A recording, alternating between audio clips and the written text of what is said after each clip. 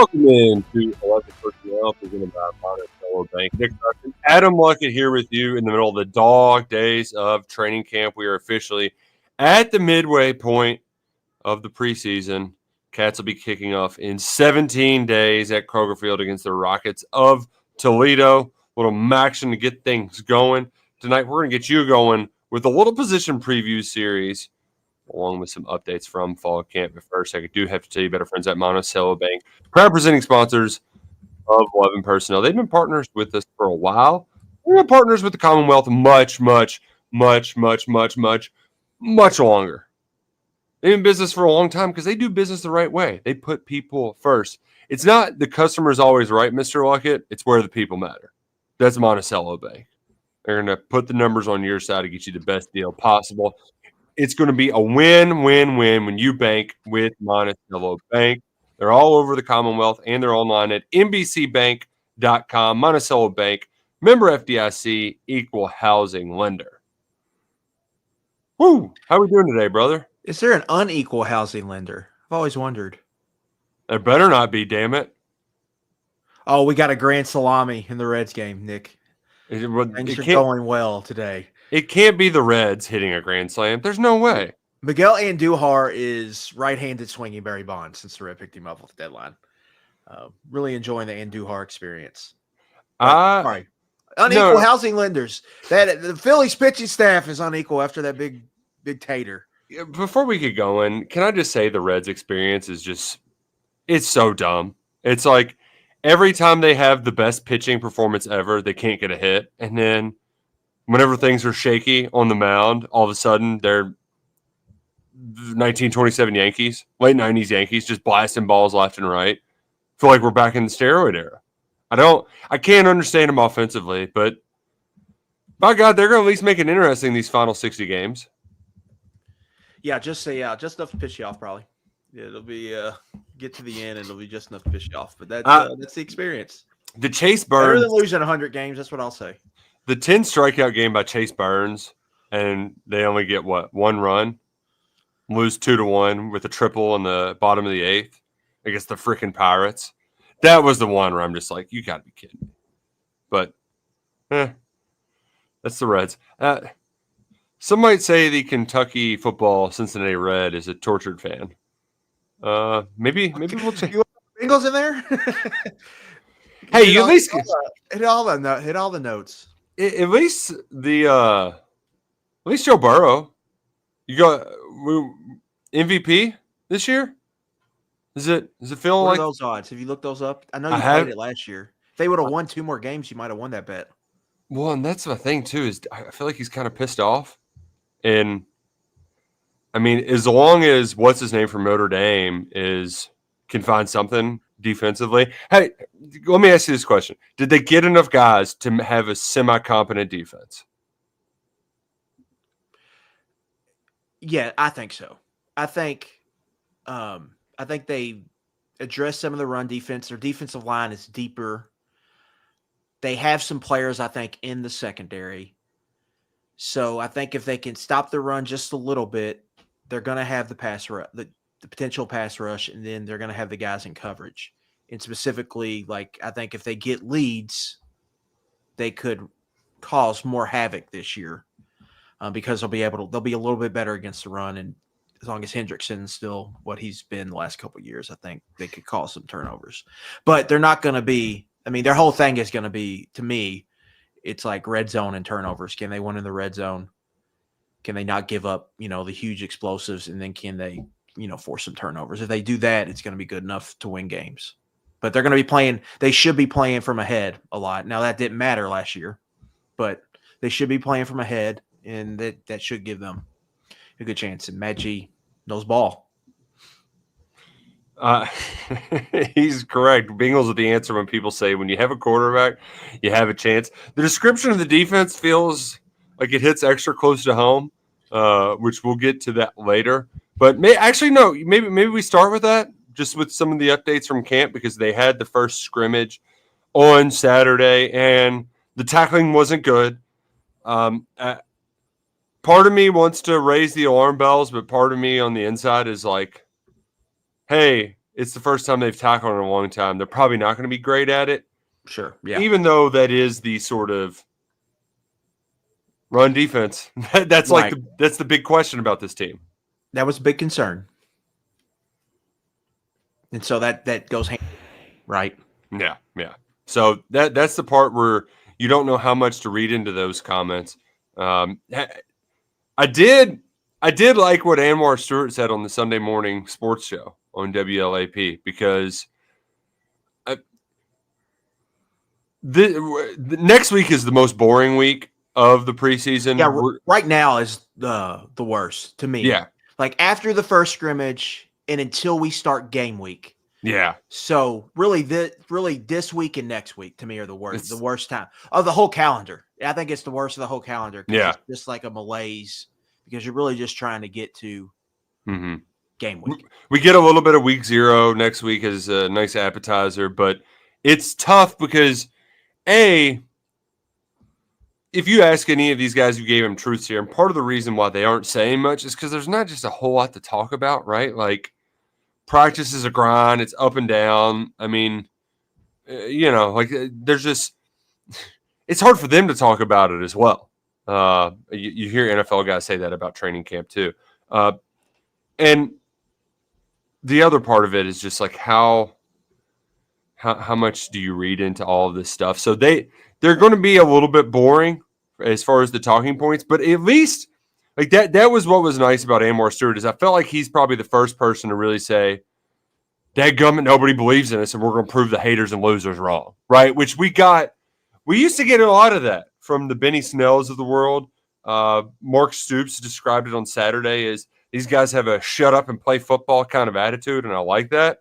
But somebody needs to say something. I'm glad Anwar Stewart was, calling out all the Debbie Downers out there because he's ready to prove them wrong. I think I agree with most of that, but I have a big but. Yep. He threw out the whole 1-year blip kind of phrasing. Oh, no. Not 1-year blip. He didn't say blip, but he said just like 1 down year or something. Now, we've heard this phrase, like Mitch Barnhart said, what was it, a little lull? Other way. Barnhart said blip. Stoops, I think, said a little lull. But nevertheless, we're splitting hairs. Okay. I don't know if Stoops has ever said it per se, but Barnhart said it in one of the interviews with John Hill, like the lull. And then Vince's phrasing before he left was 1-year blip. Okay. Maybe Stoops has said it. I don't know. It's out there. Nevertheless. That I think that's the biggest, like, why these two sides aren't seeing when I talk about fans in the program. And then I think the media is kind of overlapping there, but not even to get into us, just fans and the program. I think that is the biggest. Well, I don't know what to say that. I think that is the biggest difference, right? Because I think the fans see it as it was 3-year slippage, and they're acting like it's not a big deal. Like it was just 1 year, and really it wasn't 1 year. Like you could see it coming in a way, like it slowly. So that was the one issue I had with it. I was like, you've got to, because like getting to the 6-6, Nick, and getting back on bowl game everyone would feel like that's a good season, but it's not going to be one to take a victory lap on. So I just, if they got there, I mean, we'll see how the season plays out, but they really have got to stop. I think that's not how the fans see. I don't think that's how a lot of the fans view it. They didn't view it as, oh, things just went wrong last year. Like the end of 2023 was great, like, how many, you melt down at home against Missouri. You look awful against Georgia. I'm trying to think of the other games in there. Alabama. South Carolina was the really bad one. Alabama, no-show, and then South Carolina, you play awful. And then you beat Louisville, and then you just make 1,000 mistakes against Clemson.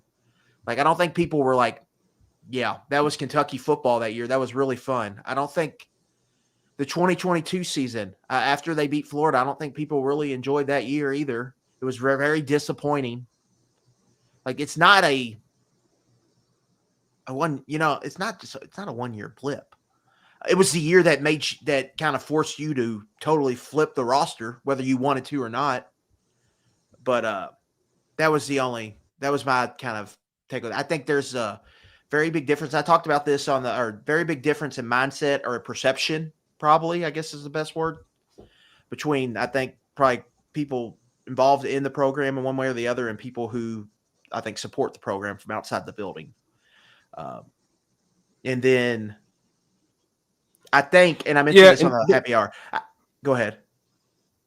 Well, I was just going to say some of that I mind it less coming from the position coach than I do the leadership whenever he's trying to give. Like, Anwar Stewart's talking to Anthony White, his former teammate, and, like, trying to get people fired up and, like, give some reassurances to fans. So, like, I do mind it a lot less coming from him because, like, let's be real. Actions speak louder than words, and they're acting like it was a one-year blip in the way that they are treating this sort of nothing's changed. Like, we're still going about it the same way. We just needed new players. Sure. Yeah. So, like, which they didn't even have to say anything. They've operated like that, like no staff changes. Yeah. Stoops didn't want to make any staffing changes. He was forced to replace 2 assistants, but if he had his blueprint was not to replace DeKill Shorts, was not to replace Vince Marrow. Yeah. And the other thing I will say, Nick, remember the Calipari Auburn press conference? Oh, when he came in and did his victory lap? Yeah. We're headed to that. That is coming. Assuming the season does not get off to a awful start. Well, there's going to be a moment where I don't know if it'll be Stoops or be someone else, but there's going to be a moment of, like, I'm going to stand here on my step stool and give a little lecture from someone to the fan base and to us, probably more so. Yeah. Oh, and it screams the Ole Miss game too. A team that Ole Miss, South Carolina are the 2 big candidates. We'll look back in hindsight and say, "Oh, great, beat a 7-5 team. Good job." But other comments from fall camp? I am not reading too much into those quotes from Anwar Stewart.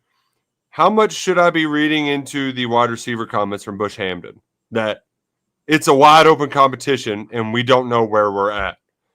Essentially, the only individuals that will be singled out are true freshmen who probably aren't going to play this year, but are the only people worth giving out praise.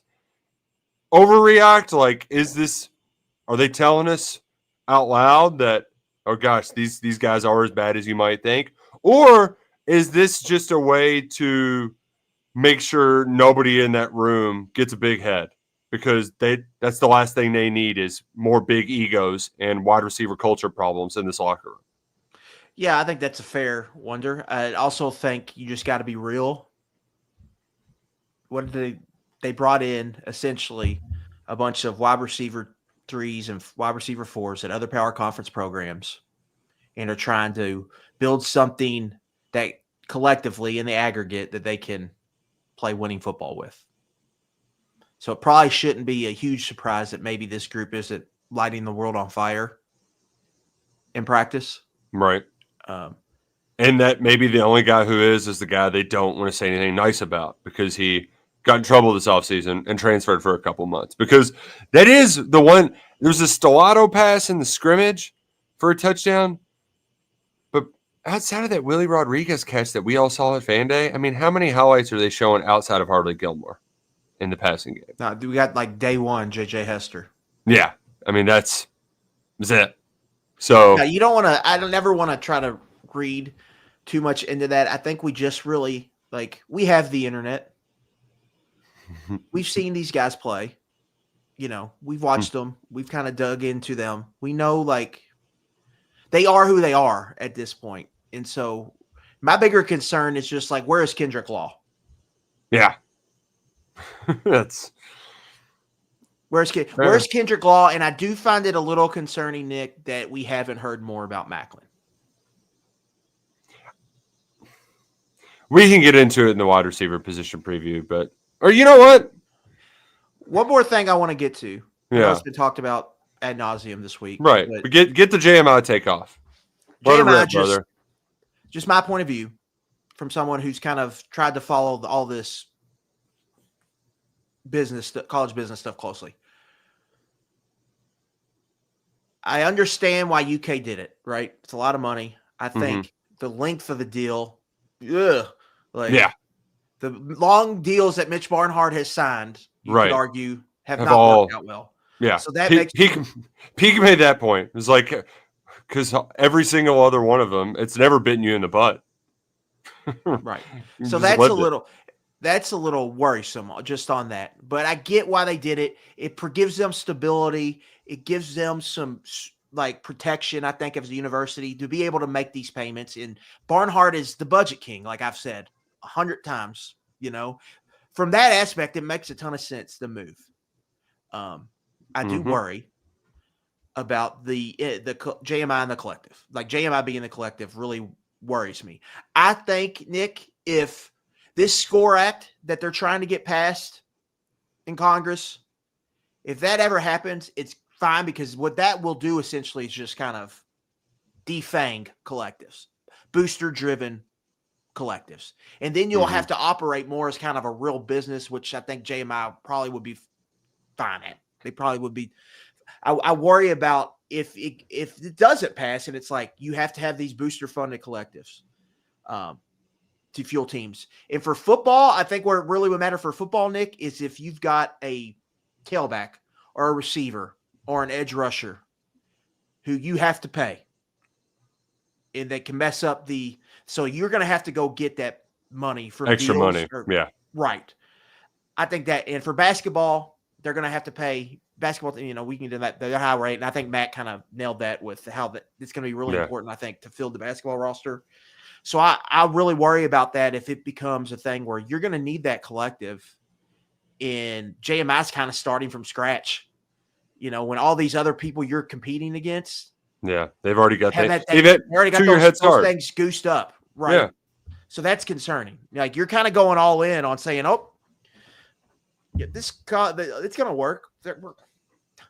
That Capitol Hill has us. No worries. We're going to get this passed. Like I just want, that's not a guarantee that gets passed, and so that's something I think is really important for Kentucky. Like if you're worried about that, I think having that get passed, I think would really, really, really help. But from a financial component, I think this really helps Kentucky, and being able to make those payments is not going to be an issue for them. You know how you can help your financials before the football season? Is if you gear up with Roback. Your first purchase at roback.com, RHOBACK.com, you'll get 20% off when you use promo code KSR for the best game day gear around. What's your favorite colors, baby? They got the blue and white gear. The game day collection just dropped. And if you don't like that, there's plenty of other great styles out there. Trust me, I've shopped plenty of other great styles. They're awesome. Got a new Q-zip for the fall. It's so comfortable. I don't know what it's made out of, but I love it. I can't get enough of it. The tech tees are great too. Comfortable shorts. All of the most comfortable, fashionable styles out there at Roback.com. Use promo code KSR for 20% off your first purchase at Roback.com. All right, Peak. I don't know if is 4 minutes. Is 4 minutes a little long for these position previews? He's got a clock for us. We can go fourth. We might go. Some of them might just stop early. Or we might finish early. But we'll try to abide by the clock, the PTI clock.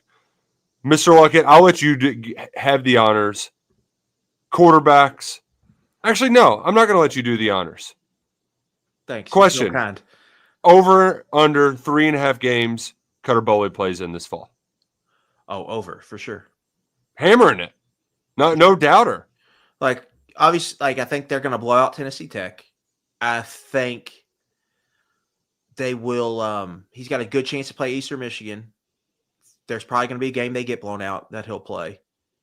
And then at some point, just based slowly off Bush Hamdan's track record, they're going to throw him in. Whether the season's going bad or if they just want him to get reps with the ones. I think, you could set that up at 5.5, Nick, and I think I'd probably take the over. I think he's going to play.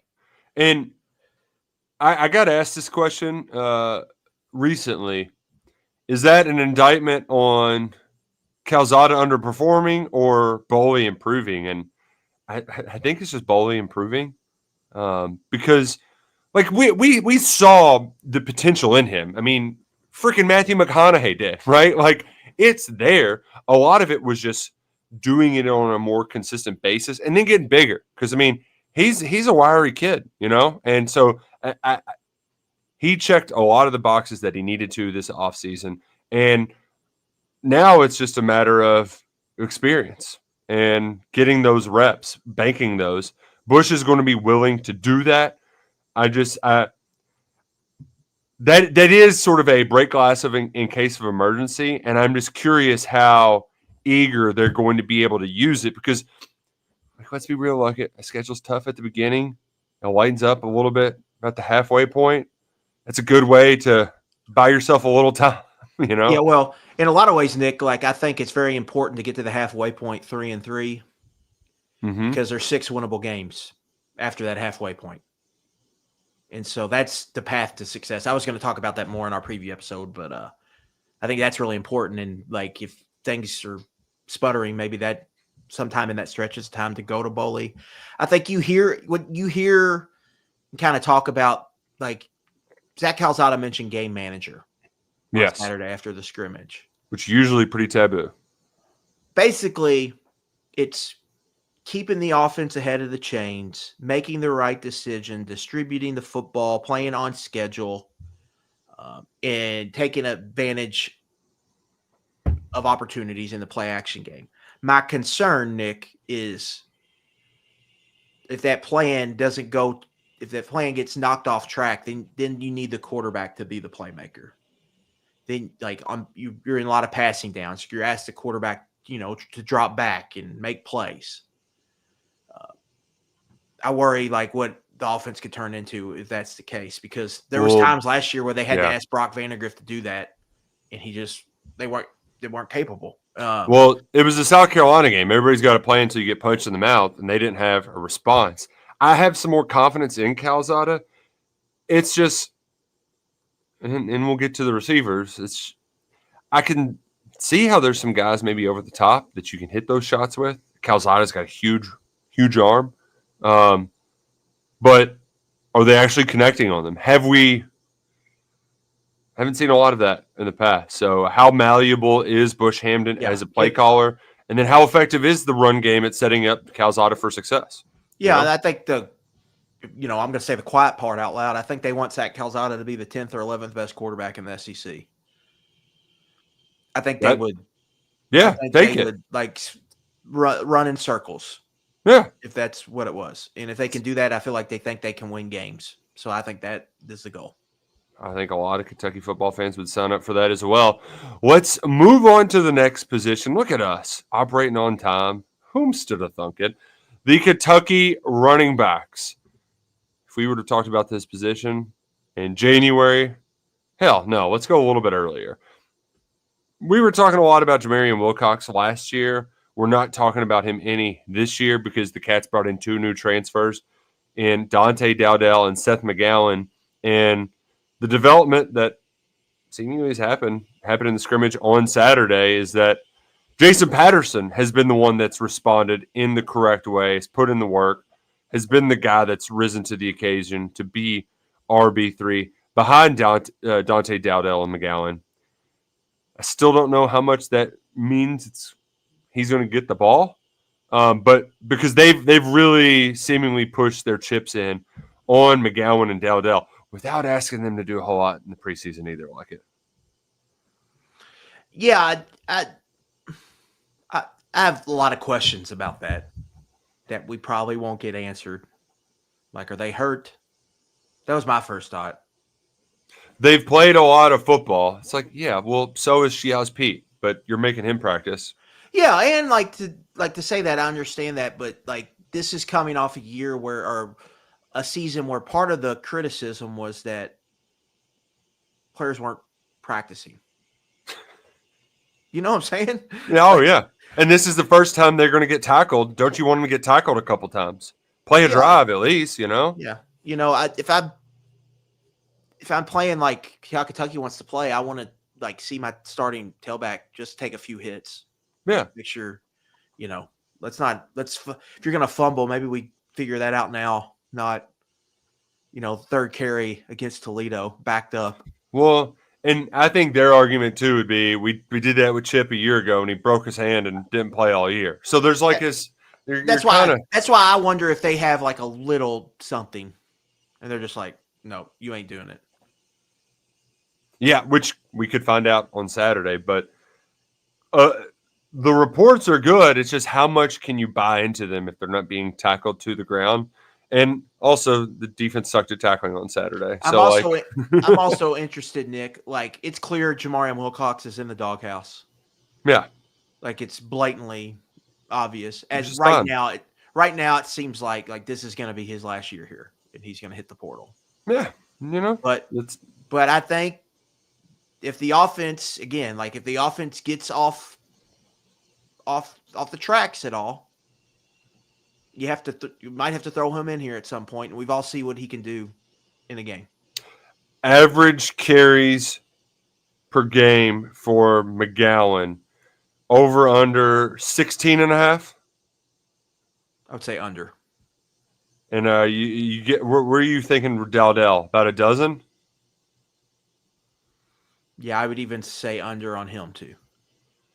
Is that you would think that between the two, probably 28 carries a game? Yeah, I was thinking it's a little less than 24-ish, and then I think Patterson or Wilcox will get a handful, wiggle their way into eating up some of those carries from the tailback position. I just hope we're not in a position where it's a critical situation and you feel like they've got the wrong guy back there. Because one of my saving graces of this whole thing is Dante Dowdell was the best in the country at the one thing they sucked at last year. Yeah. They can run the ball. They've proven they can run the ball. Efficiency-wise, their numbers were good last year. They can run the football, but in the habit situations, they were terrible. Can't be the case this year. That's where he thrives at Nebraska. So I think having that and then just being able to run the ball, I think McGowan is an upgrade over Demi Sumo-Karngbae. Yep. Like, their play styles are not that different, but I think McGowan's better at kind of being that dual threat kind of tailback. And so they're better there.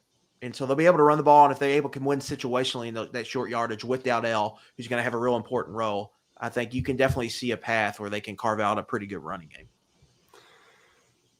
On to the next one. Mr. Peak, what do we got next? The wide receivers. I haven't been shy about it. I know that most of the focus this offseason was on rebuilding the offensive line. But we talked about wide receiver culture issues. There still was talent in that room. Did you bring enough talent in?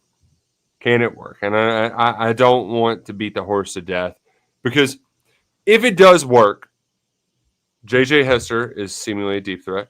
Hardly Gilmore, seemingly a deep threat. Jamori Macklin, seemingly a deep threat. What about the other stuff? Because you can't just chuck it deep every time. It didn't work with Barry and Brown. So is Kendrick Law consistent enough? Is Troy Stellato good enough to have a little mid-range roush? Right? Can he stay healthy? Yeah. But like between 5 to 12 yards, are those guys good enough route runners to get open and for Calzada to hit him one time? Like that. That to me, I'm also, like many fans like it. How many times have we done the same old song and dance with Kentucky wide receivers over the years? Obviously Wandale Robinson was a revelation, but like banking on Kentucky receivers to be not a liability is a bad idea. Yeah. Here's what I think will happen. Hester is going to be kind of a gadget player. Screens, reverses, quick game. Get him the ball and let him create yak. And I think he's got a chance to gobble up some catches, but I don't think he's necessarily going to be this route running dynamo. I think on third down, Troy Stellato and Fred Ferrier are probably their best route runners. They're going to play in the slot. That's who I think they're going to try to set up to win on option routes on third down. I think Jamori Macklin is kind of a boomer bust receiver, but I believe they've kind of learned from the mistakes of last year. Is like, this guy's not a slot guy. He's not going to win on those. Like Troy Stellato and Fred Ferrier will be better at some of those short to intermediate routes you're talking about. But this guy's, let's just run him on vertical routes. There's going to be some games, Nick, where I think we see like the Louisville or the Tennessee game where he just makes some tough-ass competitive catches down the field, 3 Gets catches, hot, 112 yards, yeah, and like maybe wins you a game like that. But there's going to be other games where he has 1 catch on 7 targets. Yeah. So I think there's going to be a boom and bust factor with him. After that, like this rotation, I don't know. Like Harley Gilmore's going to be involved in there somewhere. What is like J.J. Hester, give you? It's hard. It's just hard to say. But again, like how much are they really going to pass the ball? I think at the end of the day, like it's going to be their offense is going to be what they want it to be, is running the football with those backs, leaning on that offensive line. And I think getting Kendrick Law the football on kind of extended run plays. So like the quick passes, the jet sweeps, the reverses, because they've already talked about it. He's kind of built like a tailback. So that's going to kind of be their offense. And then hopefully they can hit enough explosive plays over the top to do it. But that's what I think we're going to see. And that's why I worry about whatever's going on, like how healthy is Law right now, because I think he's a big part of what they want to do. Yeah, and you need to rep it in practice before you can create it consistently on the field. And one more thing before we get out here. Pick whatever 2 transfers you want. Yeah. Take them out. What if they retain Dane Key? How much, think about that wide receiver room. Yeah. If you had Dane, like one of the transfers, so either Kendrick Law or Stellato, and if you had Harley Gilmore, I think you look at this receiver. Because to me, what they miss is just like their automatic kind of go-to guy. Exactly. It's third down. Throw it to that guy. Yeah, just that's our guy. I think if you were able to retain him, he probably would have cost what 2 of the guys you had it cost. Mm-hmm. If you would have just retained him, I think you kind of look at the room a little. You would look at it a little bit different, but that's not how it played out. Yeah, you're trying to build it through the aggregate. Kind of, let's take a bunch of guys and see what we can find. And it's really, I think it puts a lot of pressure, I think, on not only Bush Hamdan, but even LaDainian Washington on like what's the right rotation, who are the right guys to play. Well, that was Nick asking if we had a Dickie Lyons Jr. Don't think so. But Dane Key, he was Mr. Consistency. Probably going to end up being underrated by the time it's all said and done, just because his career, while productive, didn't have the pop that you expected. Let's get one more in with the tight ends. All right, Luckett. Are you going to throw it to the tight end some more this year? My favorite question. I just love that question, Nick Roush. I do love it. The one thing I'll say, I think I mentioned it on here. Willie Rodriguez is twitchier and more athletic than some of the recent tight ends they've ran out here. Like I think he can move a little bit, get in and out of breaks, change the direction, some of all that kind of stuff. So from that aspect, I think you can be optimistic that it could turn into something. They're going to play a lot of 12 personnel. All these guys, I think, are going to play. I'm interested to see if there's a plan to play Mikael Skinner at all, because he's a unique type of weapon. I think that sounds like a great mid-season wide receiver thing isn't working, so let's get Skinner involved. Like sneak him in there, run a tight end screen to him, something like that. Yeah, as the season goes on. I know it will be questioned with that, but for them, these guys are going to play a really important role, I think, in some of the blocking stuff. I think Henry Boyer was a really important addition. Big son bitch. Well, he just allows you – he can play inline as kind of your 6th tackle. Yeah. And then that gives you such a big – mass matters in the trenches. And They have that with him. Well, I think they have two off-ball kind of move tight ends in Willie Rodriguez and Josh Caddis. And not having to play one of those guys in line all the time really kind of helps you. Like, I think, especially with your wear and tear, because this is a position Caddis that is gets kind of blocking flexibility as long as he can avoid the penalties. Yeah, he can really help upgrade your run game if you're using him in different ways, as kind of in different blocking type schemes, where instead of him having to be, just down there with his hand in the dirt. So I think Boyer was going to be a big add, and they're going to play. Those tight ends are going to play a lot, and really, Derek Shea has a chance to become the most popular coach on the staff if any of those tight ends catch football. Yeah, that like if you want to. I don't know if I'm willing to make the take yet because it seems like a foolish one after doing this for so many years. But it very well could be that, hey, the receivers aren't as good. They got a coach that can coach them up to get them open. There's a couple of pieces here. You got the fourth-year senior who's been playing since a true freshman, who's kind of your team leader, and Josh Caddis, along with this stud in-state guy who flashed as a true freshman. Like, there's a formula here where this is all of a sudden, so two of their top 4 pass catchers were tight ends, and they were pretty darn good. I don't know if Conrad had a year with more than 25 receptions at Kentucky. What if those two guys combined for 40? Like that wouldn't shock me. That wouldn't shock me. So there's potential there for some good, but ultimately, I love that question because a lot of it just comes down to a lot of times the plays aren't designed for them. The tight end is option 3. Do they ever get to option 3, or is that quarterback on his back by the time it's supposed to get to option 3? CJ Conrad had 30 receptions in 2018. Okay. Will one of them get to 30?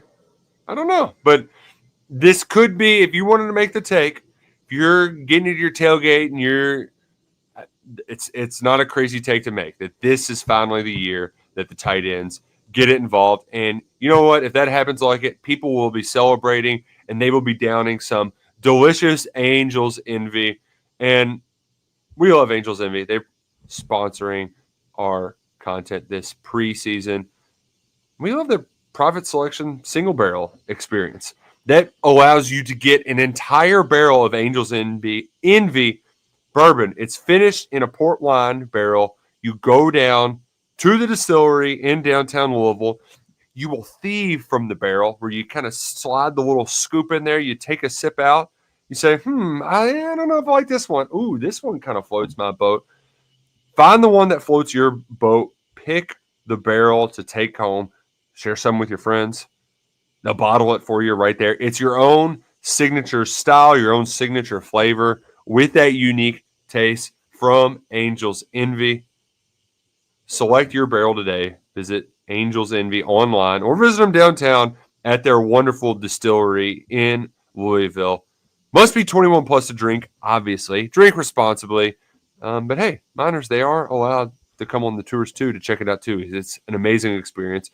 We're hoping to check out down there here in the next couple of weeks. And I like to say that I'm not a bourbon snob. I know the difference between good and bad. Angels Envy is if you line them up, I could point it out because it's got that port wine finish, gives it a unique flavor. Try some of that yourself at Angels Envy. And if the offensive line, our next group, if they end up living up to the hype that we expect, we'll be doing a lot of celebrating, Mr. Luckett, because Kentucky found something special with the Big Blue Ball. There's no other way to put it. Kentucky fans were proud of playing in the trenches, and that's not something that you just get anywhere. That was something they really hung their hats on, that we took pride in, and people get talking about traditions and all of the other flashy stuff. On the field, the Kentucky football tradition was its play in the offensive line. It was their offensive identity, and when they had good players around them, it was some of the best seasons of football you ever saw. The fact that they've strayed so far away from that is ultimately the story of the not-so-one-year blip. And the backslide of the Mark Stoops era. Did they get enough to fix it? I haven't heard anything to sound the alarm bells, and Mark Stoops has been very optimistic about it, more so than I would suspect to come from him. He's not tempering expectations. He's confident in this group. Luckett, are you as confident as Mark Stoops that this group can get it done? Well, I mean, I think you got to think of it from Stoops' standpoint. Like if he just came out there and was like, "We'll see" with the offensive line, that would ring alarm bells for everyone. I have two takes really with this. One, they're all in. Yeah. On this portal rebuild they did. They are all in on the starting five. And if it doesn't work, the season's going to go down the tubes real fast. They are all in. And it's a thin line because I have serious concerns about this depth. It's hard to keep guys right in the program. Years of recruiting misses and bad fortune have stacked up for them.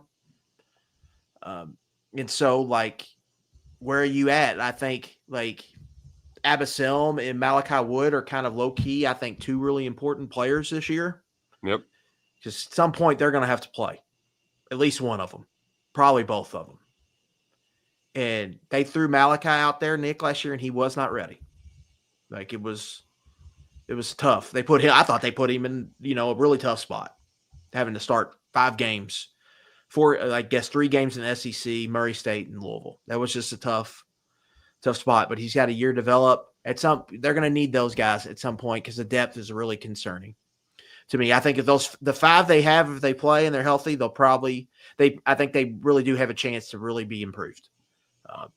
I think they've got a couple, potentially good players. Like I think Joshua Braun's going to get drafted here in April. And Jalen Farmer is. Jalen Farmer looks like a future draft pick. And if either Pete or Wolfschlager can kind of show that they can make that transition to this level of ball, they're going to, I think, be in some draft conversations potentially. And so you've got the pieces there. Now they have to go and do it. But they are doing something, Nick. I don't think really is a fair ask. Like to rebuild an offensive line in the portal and then to ask it to be a strength of your football team, I don't think is like something you should be realistically trying to do. That is just hard. What they're doing. So we're going to see if it's going to work. But they spent a lot of money to do it. I mean, that's where most of their portal money went, and why they had to rebuild in the aggregate at receiver was because they spent a lot of money on the offensive line, right?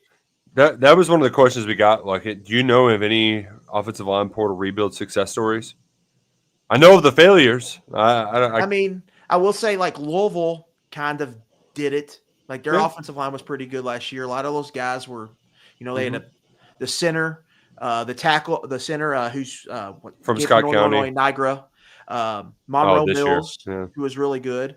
And then they had, I think, one more portal starter there. So they kind of did it a little bit, but for the most part, dude, it's hard. Like it's not. Yeah. The best offensive lines that are winning the Joe Moore Award weren't built through. It's usually one portal guy, right? It's one missing piece comes in like that Miss center. They're a perfect example for this to me. They haven't really had a good offensive line since Lane's been there. Like they've kind of had to scheme around it. And it's been a problem. That's why, like, they struggled to run the ball in certain games last year, and it got them in trouble, I think, in the Kentucky and Florida games, and even maybe the LSU game. And so it's just an issue, and that's how Ole Miss does it. It's just hard. And when when Kentucky wants to build their identity around it, like it's a tough ask. To me, it's just a tough ask. And we'll see if they can do it. But the good thing is that it was so bad last year, and it's been so bad the last 3 years. If they can just be average, it's going to seem like Kentucky's got one of the better offensive lines in the SEC to fans. You mentioned depth. Wallace Unamba was the guy they brought in to be a depth piece in the transfer portal. He lasted a spring. From New Mexico, now he's at Virginia. Not sure if he's going to play there or not. Yeah, he's battling for I believe, one of the starting tackle jobs, actually. You won't believe this, Luckett, but I'm not exactly locked into the Who's offensive line depth chart. My apologies. Well, I had to do some research because that's an underbet. Right here. Let's switch to the other side of the line of scrimmage and talk about the hog mollies in the trenches. The Kentucky defensive line, where David Gusta has been one of the most praised players throughout the preseason. One player I noticed when I was scrolling through pictures from Media Day, who I don't think we've written one story about at all, is Marquise Humphrey-Grace. And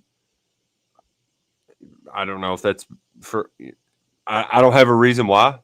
Like, is that a good thing? Is that a bad thing? I don't know. But that was a big-time addition to the defensive line. Yeah, that's been a little kind of – he's just been quiet. Yeah. You combine that with Gerard Smith, who I do believe is poised to be a steady Eddie at defensive end.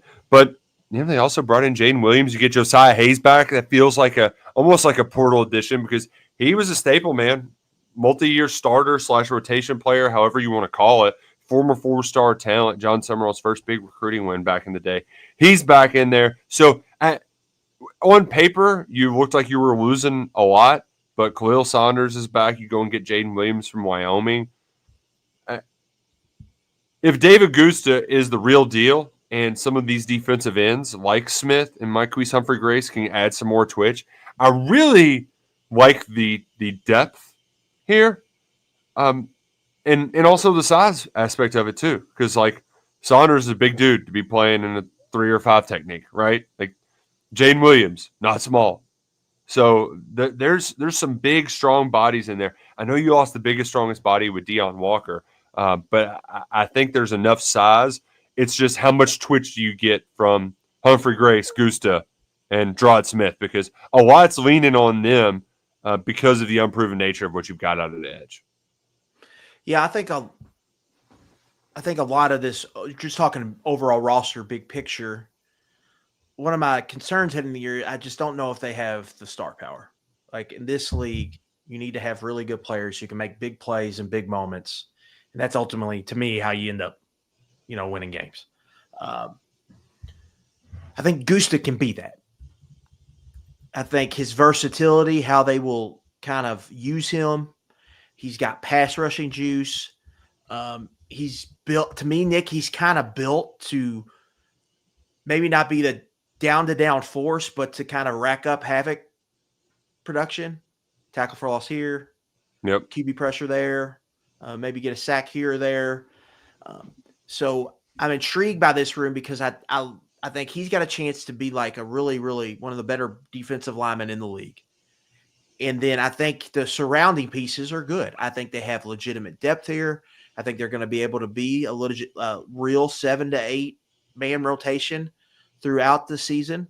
We'll see how injuries eat up. Like Josiah Hayes and Gusta is a nice tandem. Tavian Gadsden is a young player I'm intrigued by. Gerard Smith looks like he could be a player. So I'm intrigued. And overall, and this is speaking for the defense, if you're asking me for the strength of this football team, and we're going to get into it, I think it might be the working tandem of pass rush and coverage. I think their pass rush across the board has a chance to be improved. I think they can fill a lineup with 3 guys who can be legitimate pass rush winners. Yep. And then plus an edge guy. And then you add that in with what they had at corner, which we'll get to. I think that can be the strength of the football team. Now they just need to stop the run enough and get ahead in games to where that pass rush can really impact and make a difference for you. But I am excited about the pass rush, and I think it starts with the D-line. And I think some of that 4-down stuff we've heard them talk about, that's really the emphasis for that, is to get their best kind of rushers on the field in those obvious passing downs. In 2019, Calvin Taylor and Boogie Watson combined for 13.5 sacks. I feel like you could get to 15 with a combination of 3 guys. 2 of those probably are coming from this defensive line. And Gusta, maybe a Humphrey-Grace, most likely. But the other is going to come from edge where, boy, this feels like a mystery. Like, this is one that's hard for me to put my finger on, my thumb on the pulse, whatever it may be, because I love Steven Souls, old Sackham Souls. I think he is the best pass rusher on the team, but positional size is a worry. I don't care how much weight he gained in the offseason. And then Cam Old, Sam Green, how much are you playing a true jack, right? Like, how much are they mixing and matching stuff up? Like, that is that's state secrets, right? And I kind of like that those guys' size as the jack, the edge. But, like, how does Souls factor into this equation? Like, that's just those are my questions. Then how good can those guys be? You know, like, they looked the part. So, like, that to me is a mystery that could be the most pleasant surprise. And I think on that edge, I think Sam Green is really going to be an important player for their run defense. Like standard downs, I think you're going to see him run out there first because like he has the build and the body and the play style to be like physical kind of edge setter and very key cog in your run defense. But I do think when they get in those passing down situations, I think you're going to see Cam Olds on the field. And then what you mentioned, just how do they use Souls? Yeah. And to me, I'm wondering, like, did he keep some of his athleticism with this kind of weight gain? Mm-hmm. So that's something we'll have to see how that plays out. But yeah, I think when push comes to shove, when it's passing time, I think you're going to see big number one, Cam Olds out there rushing the passer on the edge. I love that it's 1-2. Just makes things easy for fans. There's a lot of changes. Number one's an edge, number two's an edge. And then they'll sack them Souls, number 35. Yeah. But Sam Green, I think when these games start, and if Kentucky is like winning rundowns, you're gonna see Green like in the mix there.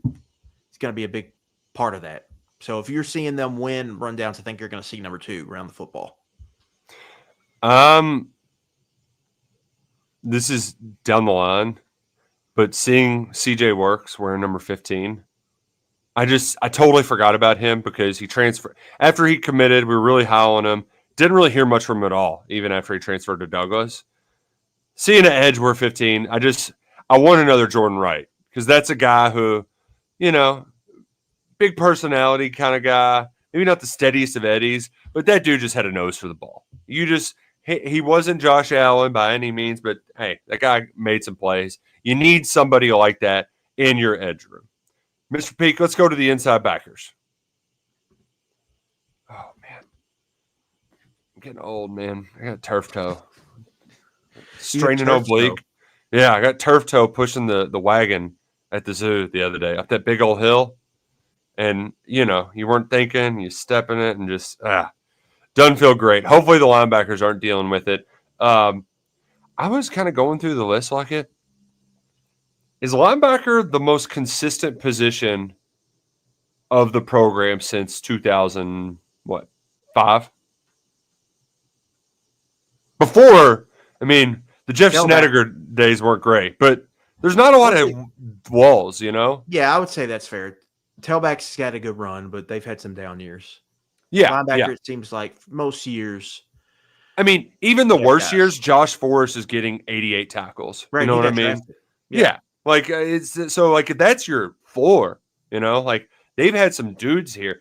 And this is the first time in a long time where there's not just some guy who's been there for a while and is going to be a tackling machine. We kind of alluded to it earlier with David Rayner, who admittedly has not – they wanted to redshirt him to gain weight. Part of it, I think, was to have a succession plan because they had two seniors last year. But the other part of it was legitimately to gain weight, and that didn't happen. So I liked what I saw in pass coverage from him. Cerebrally, I think he's got it down. But, is that dude going to be able to eat tackles? Is Alex Safari going to be able to eat tackles? I know he gained weight, but, he hadn't always been playing this spot. There are some legitimate questions here. And the best way to answer them is to make sure that you had good coaching for your underclassmen, because the Grant Godfreys of the world, the 25 Smiths they've got in this damn room, like these were all guys that we've liked and had a lot of potential on signing day. So like, how quick did you bring them up to speed? Because you're probably going to need them at some point, or you're asking a lot from one Landon Watson, who it sounds like you're kind of high on Mr. Watson, Luckett. Yeah, I think just the linebacker room, they're just small, right? Yeah. Like David Rayner and Alex Safari are a small inside linebacker duo. Now that's not necessarily a bad thing, but like it's going to be very important that they're kept clean, like that they don't have to deal with offensive linemen running to the second level, so they can run. Yeah, I think Rayner, when he's played, he looks like a productive SEC linebacker out there. Yes. It's just been smaller sample size. Alex Safari, it was rough at times for him playing in the box last year, but he did bring like a playmaking aspect that is intriguing. Like he had 11 tackles for loss last year, Nick, and I think 6 or 7 came after he switched to inside backer. It's just a lot of those you felt like he was scraping outside, and it wasn't just getting up in the A gaps and meeting them in the middle in those short yardage situations. That's really, I think, where we're at is just are they going to be some bitches in there? Yeah. Do they have that in their game? Even Landon Watson started his career as an edge, kind of slowly transitioned, really just played 1 year at Marshall. They moved him around. I think he brings size that they just don't have, that they might need at some point. And if things don't go well, they got an option. So they at least have 3. I worry, like is Grant Godfrey ready? Grant Godfrey and Antoine Smith seem like the top 2 after them. Mm-hmm. Can they help you at all? This is an attrition position, right? Yes, they're going to get hurt. Physical players get hurt playing linebacker. So you need bodies there. So what happens if you lose one? Or if you lose one and then another one sprains an ankle. And so this is I think this is one of the, like, if you're asking what position to be concerned about, I think this is one. But I do think at the same time saying that, I think Afari and Rayner have both proven that they can play and make plays in SEC games. They've done it. It's on tape. You can go find it. Right. But they have to do it more consistently. And linebacker play was an issue last year. I mean, in their run defense, it wasn't just the front. Like, they didn't get good enough play from the linebacker position last year. And so they need it to be better this year. It's the biggest question mark. Can they stop the run? They didn't do it the second half of the season, but we do feel confident about the secondary. I think I said second safety and cornerback, but Peak, we're just doing all the DBs here. Whether it was mix them in a pot, stir it up, throw it into one, spank it on the bottom. There's steadiness at safety where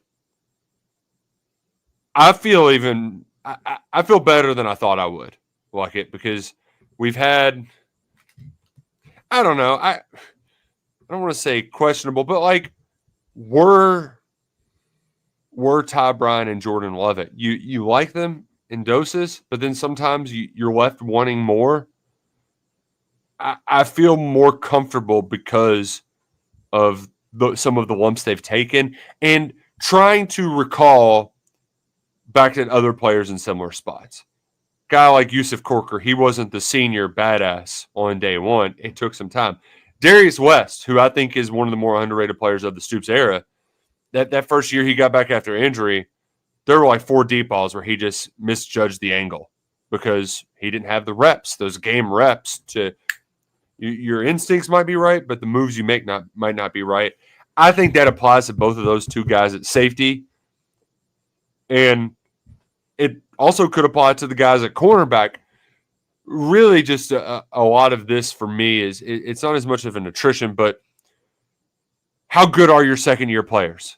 Like, I think the Tarian Nichols of the world, the Quaysheet Scotts of the world, the Cam Deweys, like those are guys with great athleticism who, if your secondary is going to kick ass and be awesome, those guys are playing a lot and they're playing very effectively.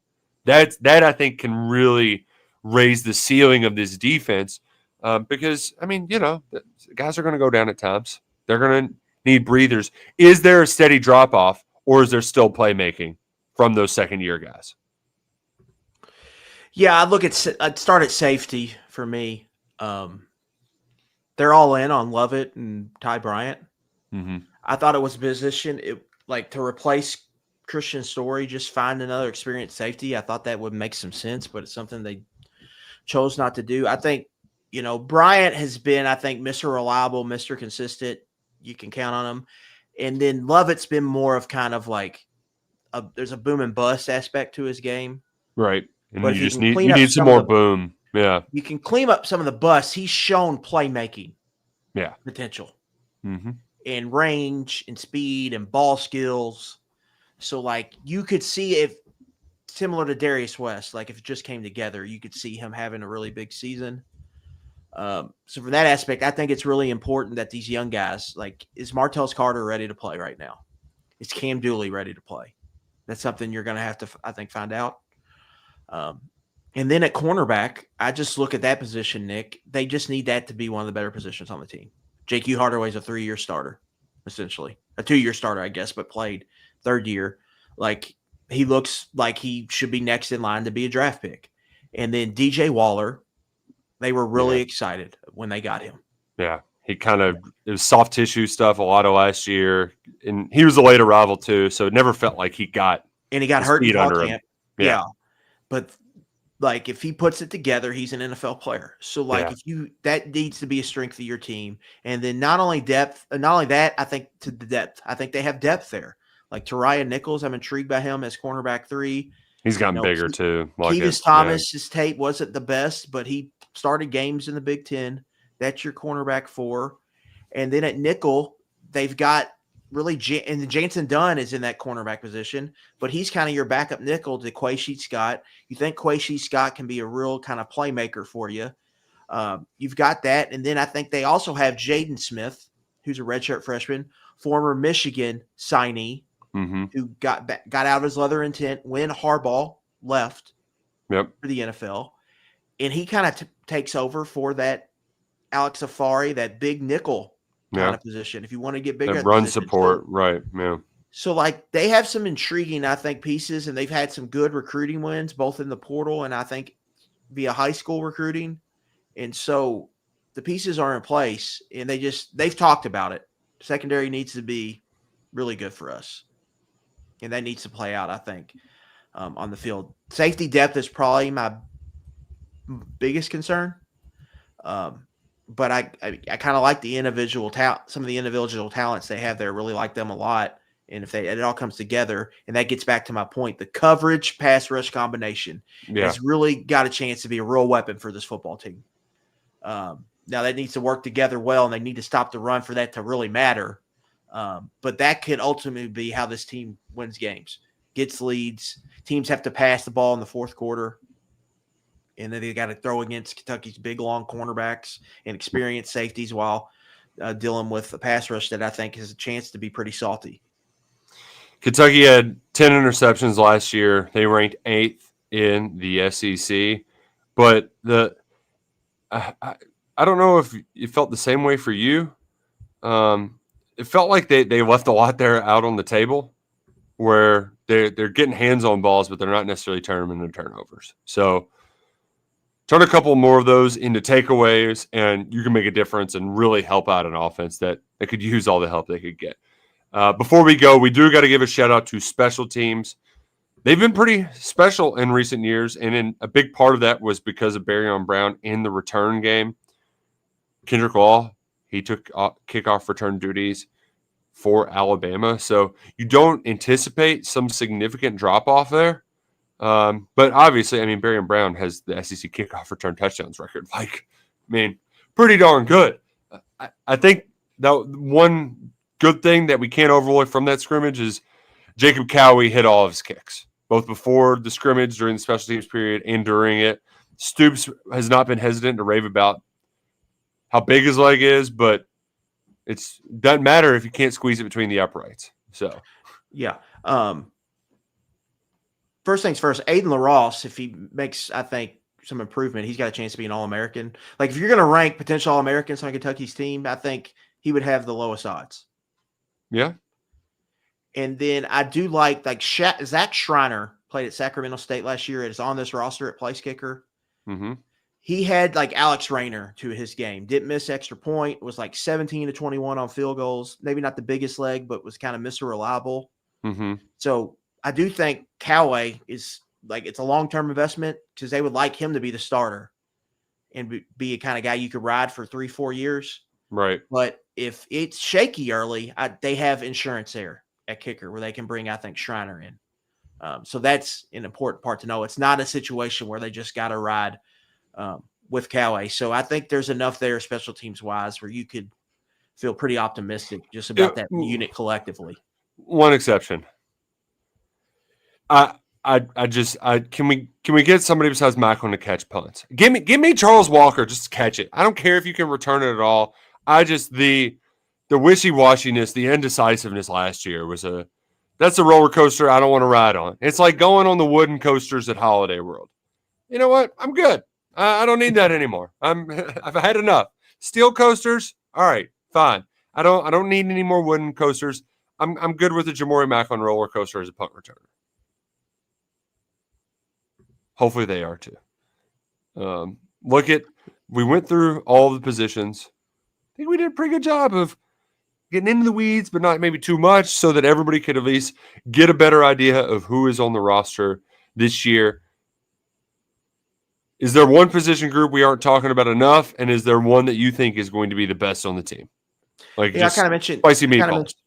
I kind of mentioned cornerback. I don't think it's got a ton of attention, but like Hardaway had a good year last year, and if he builds on that, that Ole Miss game was awesome. If Waller plays more to his the Ole Miss game is a perfect example of what I'm talking about because those were your two starting cornerbacks in that game.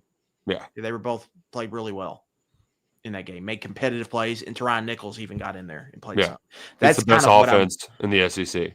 Yeah, and so that and the defensive line feel like the best positions on the team. And then again, I think like people want to talk about tight ends not catching and receivers, but this thing is built around the offensive line.